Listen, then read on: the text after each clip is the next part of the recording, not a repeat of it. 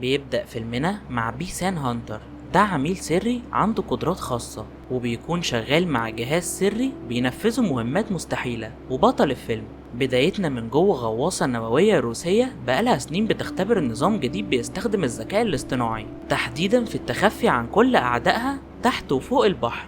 وعلى الرغم انها اكتر آلة قتل دموية اخترعها الانسان، وعلى الرغم ان مستحيل حد يعرف مكانهم، الا ان الرادار رصد حركة غريبة جنبهم، والروس مكانهم اتكشفوا واكلوا التوربيد فجر الغواصة، وطبعا مات كل اللي فيها. وبنروح لإيسن وهو بيستلم مهمته المستحيلة الجديدة، بس الأول فكروه بذكرى قديمة مع شخص اسمه جابرييل، ودي شخصية محورية في الجزء ده وهعرفك عليه بعدين. وخليني أقولك إن المهمة هي البحث عن مفتاح مكون من جزئين، جزء منه مع إلسا ودي تبقى صاحبته وكانت عميلة سرية لمخابرات بريطانية، والجزء التاني ضروري يلاقيه في أسرع وقت. في النهاية اداله طرف خيط يبدأ منه وعلى طول سافر لحدود اليمن، وده نفس المكان اللي إلسا مستخبية فيه، وكان بيطاردها مجموعة من الصيادين اللي بيدوروا على مفتاح هما كمان. وبيظهر إيسن وبيحصل شوية أكشن حلوين وبيخلصوا عليهم، وإلسا ماتت أو عملت نفسها ميتة. والكلام ده بيودينا لاجتماع موجود فيه أهم قيادات أمريكا بيتكلموا عن منظمة اسمها الكيان،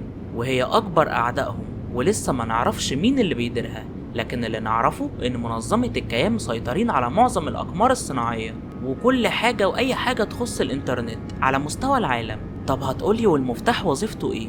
وليه مهم قوي كده؟ هقولك بعدين. ساعتها إيسان ضرب غاز نيمهم وقلع الماسك بتاعه، وبعدها بيظهر قدامنا مدير قسم المهمات المستحيلة واسمه كيتريدج، وبطلنا جاي يبلغه إن إلسا ماتت وما تدورش عليها تاني، والحقيقة إنها ما ماتتش أصلا. وهو هنا اضطر يكذب على المدير بتاعه لأنه خلاص ما بقاش واثق في حد، وبيقوله إن هو لقى المفتاح الأول وهيقلب الدنيا لحد ما يلاقي التاني. وبنبدأ من جوه الإمارات مع قوات تابعة للمهمات المستحيلة وهدفهم القبض على إيسان بأي طريقة. أما بطلنا فراح لأصحابه بنجي ولوثر، والاتنين أساتذة في الكمبيوتر والهاكر، وطلب منهم مساعدته في تتبع التاجر العربي اللي بيكون جاي يشتري النسخة التانية للمفتاح. وده بيخليني أعرفك إن مصير العالم بيعتمد على اللي هيعمله المفتاح ده. وبعدها بندخل المطار وبنشوف الظهور الأول لجابرييل، وطبعا مش عايزين ننسى رجالة مهمات المستحيلة وبيكونوا تحت مسمى MI5. وبالنسبة لبطلنا فبدأ يتحرك، ولوثر بيأمنه عن طريق إعادة برمجة كاميرات المراقبة بحيث تظهر شخصيات تانية على إنها إيسن، وبكده خلصوا منهم وفضلوا الطريق.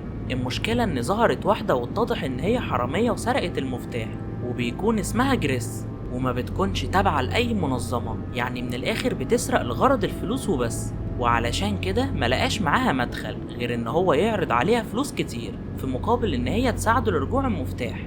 وبنعرف إن هو عايز يرجع المفتاح لأنهم اكتشفوا إن المفتاح اللي معاه مزيف، ومراقبتهم للبائع هتخليهم يوصلوا للمفتاح الأصلي.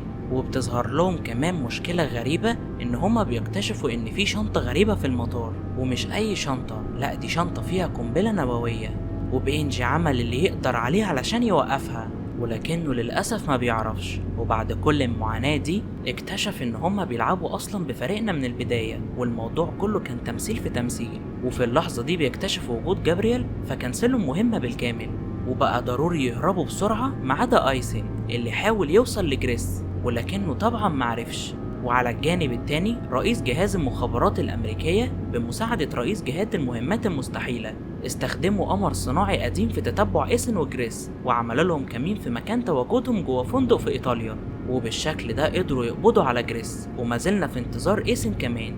خليني أعرفك بالشخصية دي واللي بيكون اسمها باريس، عميلة سرية تبع الكيان ومديرها مباشر جابرييل اللي هو كمان وصل لمكان جريس، وما كانش فيه حد في العالم حاليا يعرف مكانها غير جريس. وشوية وبيظهر من تاني أيسن وكان متقمص هوية محامي علشان يقابلها، وبالذكاء المعتاد قدر يعرف هي ازاي خبت المفتاح. وبيقولوا ان اتعرفت بواحد في المطار وحطت المفتاح في جيبه من غير ما يحس، وطبعا الواحد ده محدش يعرفه غيرها. وبعدين قام واخدها وخلعه قبل وصول رجالة MI5، بس الواطية غادرت بيه وسلمته للشرطة. ومش بس كده، دي كمان سرقت منهم عربية وهو خد الموتوسيكل. ودخلنا في مطاردة في قلب الشارع ومن حارة لحارة لحد ما باريس قدرت توقفها، وبقت محاصرة ما بين الشرطة والMI5 وعملاء الكيان، وخدوا العربية وخلعوا. وبنرجع تاني لمطاردة العربيات، وبما ان على الله حكايتها وما بتعرفش تسوق فقعدته مكانها، وبسبب دخول الشرطة الموضوع باظ منهم على الاخر، وباريس تحس ان هي حالفة ما تسيبهم، وهو اخر ما زهق قال يستعين بعربية من بتوع الMI5، والمطاردة بقت غير متكافئة خالص، وبعد لف كتير اتزنقوا بين الشرطة من قدام وعملاء الكيان من ورا، وبعدها دخل في نفق ووصلوا للمترو، والتاني مرة جريس تغدر بيه، وهنا بنجي ولوثر بيظهروا، واخيرا إلسا، ورجعت المرة دي وخدوه على مكان امان وبلغوه باحدث المستجدات، وهو اجتماع هيحصل النهاردة هيتباع فيه النسخة التانية للمفتاح. وخلينا اشرح لك ده هيتم ازاي. اولا الشخصية دي اسمها ألنا، وشهرتها الأرملة البيضة، بتشتغل ديليفري بس ليفل عالي جدا، زي سلاح نووي مثلا عايزين ينقلوه او سلاح بيولوجي. وبكده فاضل اجاوبك على سؤال واحد، هي ازاي وصلت للمفتاح اصلا؟ هقول لك انا بقى، هو رجالتها قبضوا على جريس والرجاله بتستعد، وبنروح للاجتماع اللي هيحضره كل الاطراف. ايثان وإلسا بيمثلها MI5، وجابرييل بيمثل الكيان، اما جريس فهي اللي هتجيب المفتاح، وألنا هتبقى الوسيط في الاجتماع. وبنعرف برضو ان جابرييل بيمثل الكيان، فهيعرف كل حاجة عن كل حد فيهم من يوم ما اتولد، وبناء عليه ألنا مفيش قدامها غير تسليم المفتاح ده طبعا لو حابة تعيش وتكمل في شغلها. لكن بالنسبة لإيثان فتهدد بموت إلسا، وقدامه 24 ساعة يختار، وإيثان طبعا مش هيسكت على اللي بيحصل ده، فحاول يشتبك معاهم وقام هرب إلسا وقال لها اختفي اوعي حد يعرف مكانك. اما بالنسبة لجريس فهم كده محتاجين لها علشان المفتاح، ودخل معاهم في معركة، وبالتواصل مع رجالة الكمبيوتر كل شوية الكيان يقفل عليهم الاتصال. ومش بس كده، لا دول هكروا قناة التواصل بتاعتهم، وبقى يدوا لإيثان احداثيات غلط عن مكان جريس، وبما ان اللي بيديله الاحداثيات كشف عن هويته الحقيقية فعرف ان إلسا في خطر ولازم يلحقها، بس الأول لازم يتخلص من باريس والمساعد بتاعها. وفي نفس اللحظة جابرييل وجريس مسكوا في بعض.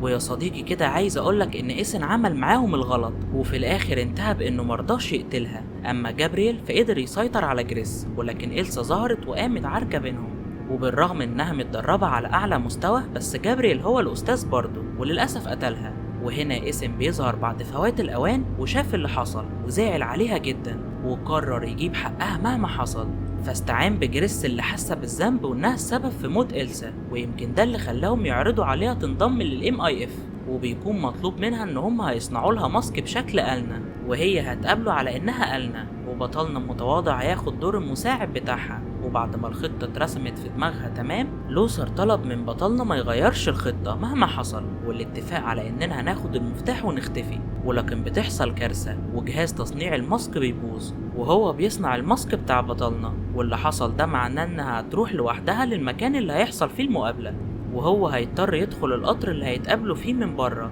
وبنروح بقى لوقت التنفيذ، وقالنا الأصلية موجودة بالفعل، وباريس دخلت من السقف وراحت قتلة السواق وفتحت الطريق لجابرييل، أما بطلنا كان جاي على الموتوسيكل.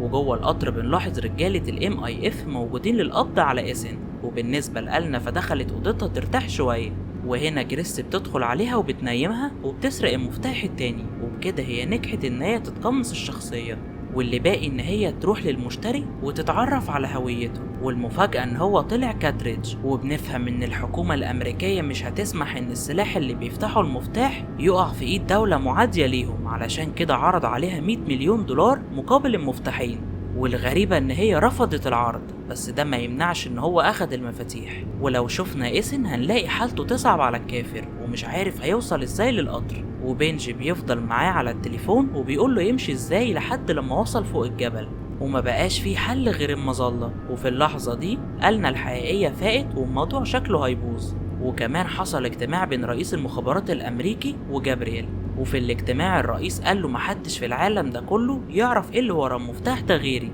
وطبعا دي خيانة، والأكبر جابرييل كمان يعرف، علشان كده خلى باريس تقتله لأنه عايز الكيان يكون هو المسيطر. وبيطلع بقى يا معلم إن كل ده معمول على استحواذ الذكاء الاصطناعي، وبتكون كل حاجة متصلة بالنت جوه الكوكب، والمفتاح هو الوسيلة الوحيدة للسيطرة على الذكاء الاصطناعي والتحكم في العالم الرقمي.